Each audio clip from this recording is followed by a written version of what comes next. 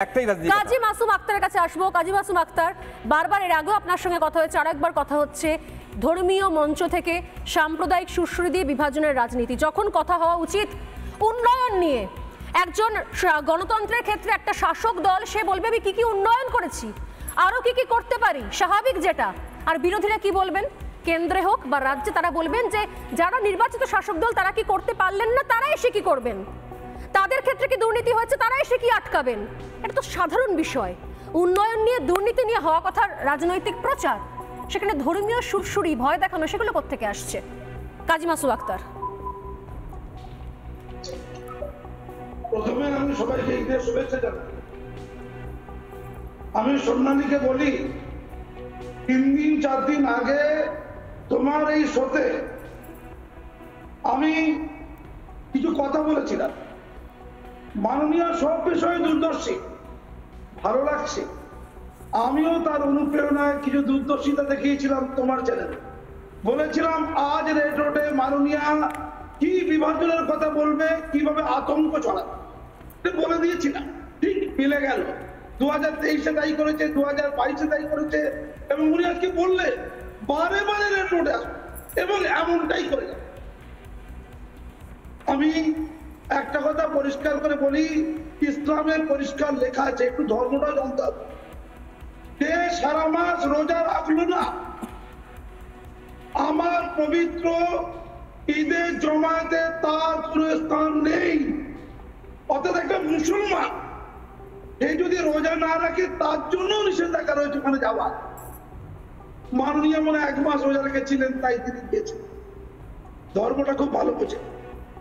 আমার বলতে খারাপ লাগছে, আজকে এই রেড রোডের অনুষ্ঠানে কারা ছিল।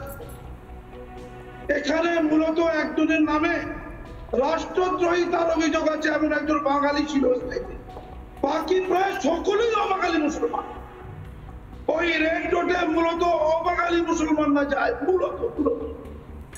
তার মানে পশ্চিমবঙ্গে 5% অবাঙালি মুসলমানদের গুরুত্ব মাননীয়ের কাছে খুব দরকার, খুব বেশি। আগেও দেখেছি এমএলএ মন্ত্রীদের তাদেরই রমরমা।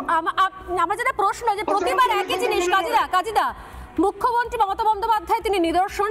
আমি দেখলাম আজকে রচনা বন্দ্যোপাধ্যায় তিনিও একই রকম ভাবে এই ধরনের গেট আপ করে, হ্যাঁ হঠাৎ করে আমি জানি না যে সত্যিকারে তারা রোজা রাখেন নাকি রাখেন না, এই ধরনের কারোর ধর্মীয় আবেগ, সেই আবেগগুলোকে নিয়ে এগুলোকে ভণ্ডামি বলবে না মানুষ? হঠাৎ করে রাতারাতি সেই দরদ উতলে উঠলো, এবং সেখান থেকে সেই মঞ্চকে আশ্রয় করে সেখান থেকে বিভাজনের রাজনীতি। কেন নিজের ধর্মে থেকে অন্যের ধর্মকে সম্মান করা যায় না? আমাদের গণতন্ত্র বলে না সেটা? তাহলে এই ভণ্ডামিগুলো দরকার কেন পড়ে? ইসলাম নিয়ে অঙ্গভঙ্গি করা ইসলামে চূড়ান্ত নিষিদ্ধ, ধর্ম বিরোধী কাজ। আমি আপনাকে পরিষ্কার করে বলছি, 6 বছর আগে আসানসোলে ইমাম রশিদিকে মনে পড়ে? মাননীয়া, ইমাম রশিদিকে মনে পড়ে? তার সন্তান মারা গিয়েছিল, যার বিরুদ্ধে অভিযোগ উঠেছিল, সে এখন আপনার দল। মুসলমানরা বোকা, কিন্তু কত বোকা! আমি আজকের এই অনুষ্ঠানে শামীম সাহেব বলছেন যে মোদিজিরা মন্দিরের কথা বলে, মন্দিরের আবেগ অবশ্যই মোদিজিরা স্বাগত জানায়, কিন্তু কখনো মন্দিরে উঠে মুসলমানরা ভারতবর্ষের খাতরা, মুসলমানরা সবকে নিয়ে চলে গেল, এটা মোদিজিদের কখনো বলতে আমি অন্তত শুনিনি। আমি আসবো, অরিত্রের কাছে শত্রুপাতিও আছে, আমি এক সেকেন্ড আসবো। তাকে কিছু পরিসংখ্যান শোনাই। এই ধর্মীয় সুরসুরি বাদ দিয়ে যদি আসল পরিসংখ্যান শোনাই, এটা ছোট্ট কিছু বলি। মনে পড়ে আপনাদের বকটুয়ের কথা? কারা ছিলেন যাদেরকে পুড়িয়ে মারা হয়েছিল? তারা কারা? সদ্য গার্ডেন রিচে যারা মারা গেলেন বাড়ি চাপা পড়ে, তারা কারা? 17 মার্চের খবর। ছোট্ট পরিসংখ্যান দিয়ে অরিত্রের কাছে আসছি।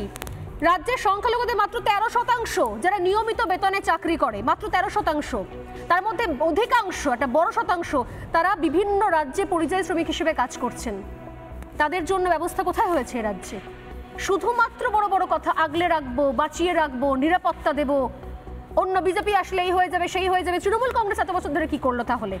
শুধুমাত্র দুধেল গায়ে তাদেরকে বানিয়ে রাখা ছাড়া। আসবো অরিত্রের কাছে। অরিত্র, এগুলোই একমাত্র অস্ত্র? এই উন্নয়ন, এই শ্রী, এই সাথী সব তাহলে ফেল? এখন তাহলে এটাই একমাত্র পাশ করার রাস্তা? দেখুন, আমার প্রথম প্রশ্নটা হচ্ছে, আজকে অনারেবল চিফ মিনিস্টার তার টিম নিয়ে যে মঞ্চে দাঁড়িয়ে আছেন সেটা তৃণমূল কংগ্রেসের কোনো ভোট প্রচারের মঞ্চ নয়। এটা হচ্ছে প্রথম কথা। একদমই তাই। পবিত্র ঈদের মঞ্চ, সেটা আল্লাহর কাছে ত্যাগ তিতিক্ষার মঞ্চ, আমি যেটা বারবার বলার চেষ্টা করছি। সেখানে দাঁড়িয়ে কোনো রকমভাবে ভোট প্রচার করা যায় না, এটা অনৈতিক কাজ উনি করেছেন।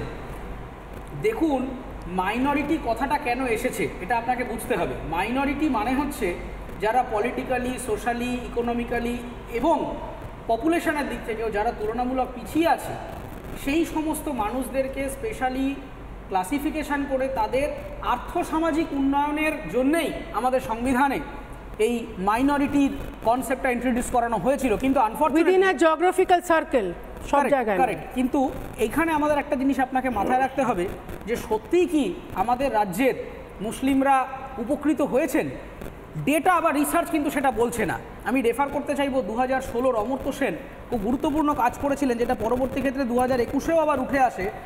তার ডেটা বলছে যে অন্তত 38.3% মুসলিম হাউসহোল্ড যারা গ্রামের দিকে আছে, রুরাল ওয়েস্ট বেঙ্গল, গ্রামীণ বাংলায় মুসলিমদের, এরকম 38.3% মুসলিমদের রোজগার 2,500 টাকা মাসে কিংবা তার থেকে কম। এমনকি 80% রুরাল মুসলিম তারা বর্ডার লাইন পুয়ার। অতএব আমরা মুসলিম রাস্তা তো ব্যবস্থা করে দিয়েছেন, কিছু ভাতা টাতা দিয়ে ব্যবস্থা করেছেন, আর তো কোনো দায় নেই। ভাতা দেওয়া ছাড়া আর কোনো দায় নেই। আপনি যদি গ্রামে গঞ্জে যান, ভাতা সব জায়গায় পরিসংখ্যান দিচ্ছেন। আপনি একটা হিন্ট দিলেন পরিসংখ্যানে, আমি আরো একটা বলে দিচ্ছি হিন্ট।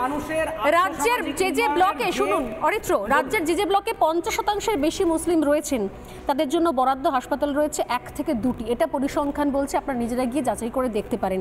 বারবার আমি নিজে সাম্প্রতিক সময় গেছিলাম বাঁকুড়া হাসপাতালে, সেখানে যদি অনেকের মাঝখানে আমি কয়েকটা কথা বলছিলাম, তার মধ্যে সংখ্যালঘু অনেকে ছিলেন। এমন নয় কি যখন পরিষেবা পাওয়া যায় না তখন বেছে বেছে সম্প্রদায় ভাগ করে করে পরিষেবা দেওয়া হয়। যখন চাল ডাল চুরি হয়, যখন ছাদ চুরি হয়, যখন চাকরি চুরি হয়, এমন নয় কি তার মধ্যে সংখ্যালঘু ভাই বোনেরা তার মধ্যে থাকে না, তাদের মধ্যেও সংখ্যালঘু ভাই বোনেরা থাকেন। কিন্তু মঞ্চের সময় তখন অন্য কথা বলা হয়। শতরূপার কাছে আসবো, তার আগে নওশাদ সিদ্দিকী কি বলছেন এই বিষয়ে একবার শুনে নেব। নওশাদ সিদ্দিকী। ভোট ব্যাংক করে রেখে আলটিমেট দিনের শেষে যাদেরকে ভোট ব্যাংক করে রাখছে তারা ক্ষতিগ্রস্ত হচ্ছে। সংখ্যালঘুদের প্রকৃত উন্নয়ন মমতা ব্যানার্জির কাছে নগণ্য বিষয়। ভাবছেন হয়তো আবারও সংখ্যালঘুদেরকে প্রথমে ভয় দেখাবে, তারপর তার ভূমিকায় বুঝিয়ে মাথায় হাত বুলিয়ে মেকি দরদ দেখিয়ে পঞ্চায়েত ভোট ও সামনে লোকসভা ভোট পার করিয়ে দেবেন। কিন্তু তার হবে না। তিনি বোঝাতে চাইলেন তিনি ত্রাতা, তিনি বাঁচাবেন মুসলমানদের। মুসলমানকে যদি বাঁচতে হয় তারই আশ্রয়ে থাকতে হবে।